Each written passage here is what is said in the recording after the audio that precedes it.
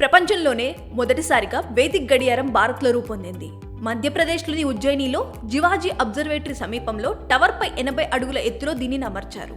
Installation, testing పనులు పూర్తి చేసుకున్న ఈ గడియారాన్ని మార్చి 1న ప్రధాని నరేంద్ర మోడీ వర్చువల్ గా ప్రారంభించనున్నారు. అయితే అసలు ఈ వేదిక్ గడియారం ఎలా పనిచేస్తుంది, ఎందుకు ఉపయోగపడుతుంది, ఈ గడియారం ఉజ్జయినిలో నిర్మించడానికి గల కారణం ఏంటి అనే విషయాలను ఈ వీడియోలో తెలుసుకుందాం. అది సాధారణ గడియారం కాదు, ప్రాచీన భారతీయ పంచాంగం ప్రకారం సమయాన్ని చూపించే స్పెషల్ గడియారం. ఈ గడియారం వేదిక కాలగణనపై ఆధారపడి 30 ముహూర్తాలతో సమయాన్ని ప్రదర్శిస్తూ ఒక సూర్యోదయం నుంచి మరొక సూర్యోదయం వరకు సమయాన్ని కంటిన్యూగా గణిస్తుంది. వేద హిందూ పంచాంగం, ముహూర్తాలు, జ్యోతిష శాస్త్ర అంచనాలు, గ్రహాల స్థానాలు, రాసులు, భద్రస్థానం, చంద్రస్థానం, చౌగడియ, సూర్యోదయం, సూర్యాస్తమయం, సూర్యగ్రహణం, చంద్రగ్రహణం వంటి అనేక సమాచారం దీనికి సంబంధించిన అప్లికేషన్లు అందుబాటులో ఉంటుంది.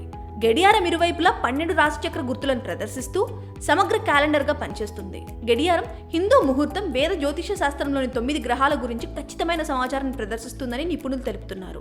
ఇది భారతీయ ప్రామాణిక సమయం IST తో పాటు గ్రీన్విచ్ మీన్ టైం GMT ని కూడా ప్రదర్శిస్తుంది. ఇక ఉజ్జయిని నగరంలోని ఈ వేదిక గడియారాన్ని ప్రదర్శించడానికి ముఖ్య కారణం, ఉజ్జయిని నగరాన్ని కాలగణనకు కేంద్రంగా పరిగణిస్తుంటారు. అందుకే ఇక్కడ వేద గడియారాన్ని ఏర్పాటు చేశారు.